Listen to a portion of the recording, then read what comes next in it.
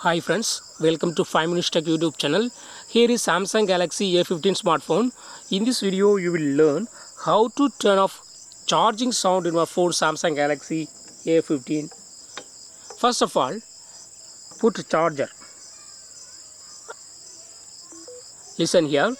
While charging there will be a sound. Okay. If you would like to turn off this sound, yes, you can do it.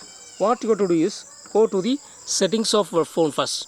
Go to the settings here, then go to sounds and vibration and go to system sound, and here you go to turn off this button charging. Okay, then you will not get any sound while you put your phone in charging. Okay, now I put my phone in charger and there is no sound, only a vibrate occurs. Okay, in this way you can easily turn off charging sound in your phone Samsung Galaxy A15.